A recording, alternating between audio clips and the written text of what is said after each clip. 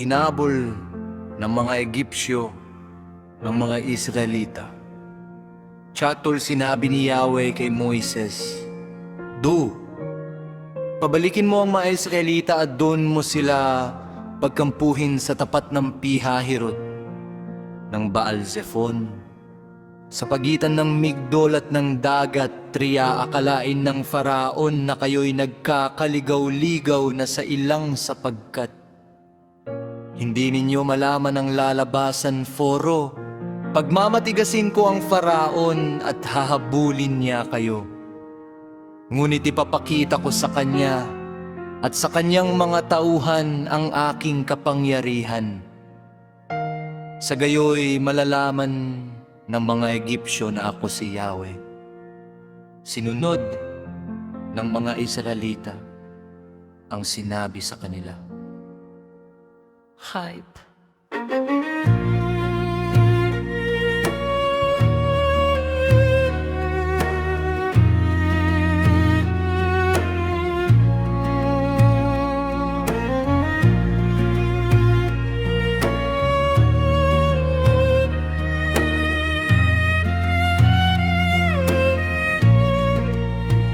Nang makarating sa Faraon ang balita tungkol sa pagalis ng mga Israelita, nagbago siya ng isip, pati ang kanyang mga tauhan. Sinabi nila, "Bakit natin pinayagang umalis sa mga Israelita?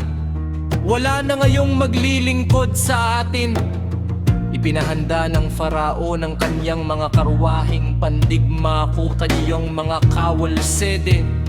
Ang dala niya ay 600 pangunahing karwaheng pandigma, kasama rin ang lahat ng karwahe sa buong Egypto. Bawat isa'y may sakay na punong kawaletik.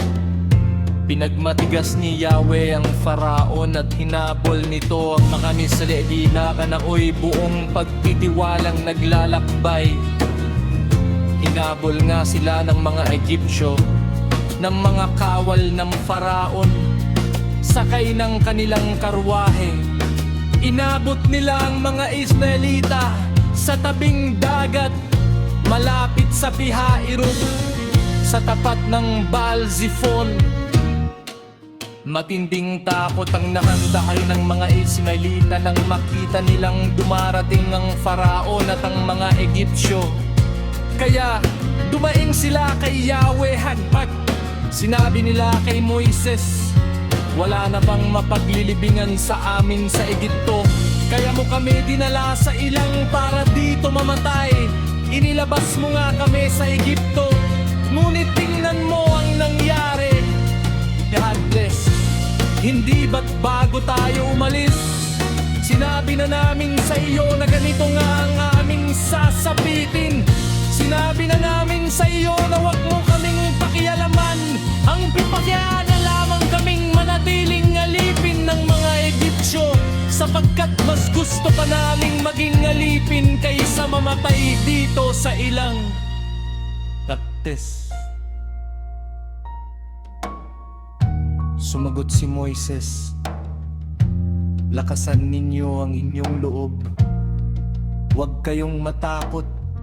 Tingnan na lang ninyo kung paano kayo ililigtas ngayon ni Yahweh.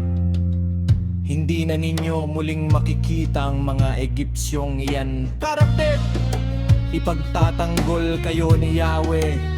Pumanatag lamang kayo ang pagtawid sa dagat na pula." Hinteng sinabi ni Yahweh kay Moises, "Bakit mo ako tinatawag? Palakarin mo ang mga Israelita, sexten. Nitotan ko sa ibabaw ang dagat ang iyong tungkod. Mahahati ang tubig at matuyo ang lalakaran ninyo, sitigan. Lalo kung pagmamatigasin ng mga Egyptyo at pasusundan ko kayo sa kanila. Ngunit doon ko sila lilipulab, ang mga Egyptyo, ang mga kawal ng Faraon, pati ang kanilang mga karwahe. Ipapakita ko sa Faraon at sa kanyang hukbo ang aking kamangyarihan, Enred. Sa gayon, malalaman ng mga Egyptyo, iyan na ako si Yahweh." anghel ng Diyos na pumapatnubay sa paglalakbay ng mga Israelita ay nagpahuli sa kanila. Gayon din ng haliging ulap witid. Ang ulap ay lumagay sa pagitan ng mga Israelita at ng mga Egipsyo. Madilim sa panig ng mga Egipsyo, maliwanag naman sa mga Israelita. Dumating ang gabi at ang mga Egipsyo ay hindi makalapit sa mga Israelita. Pwede dapat. Iginapat ni Moises ang kaniyang tungkod sa ibabaw ng dagat. Magdamag na pinaehip ni Yahweh ang isang malakas na hangin. Mula sa silangan at nahati ang tubig may diretsyon. Ang mga Israelita ipuyong sa dagat na ang ginakaralito yung lupa. Sa pagitan ng tubig na parang mageng pumipigamer. Sinabol sila ng mga Egipsyo hanggang sa dagat. Ang mga ito ay mga kaawal ng Faraon na nakasakay sa mga karwahe at mga kabayo at bigran. Nang magbubukang liwayway na ang mga Egipsyo ay ginulo ni Yahweh mula sa haliging apoy at ulap. 20 grad napabaon ang gulong ng mga karwahe at hindi na sila makahabol ng matuling. Kaya sinabi nila, umalis na tayo rito sapagkat si Yahweh ng kalaban natin.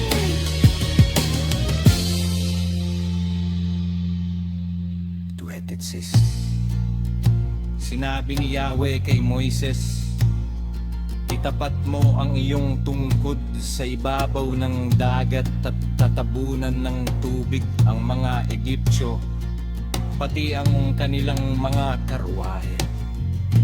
Sige pa.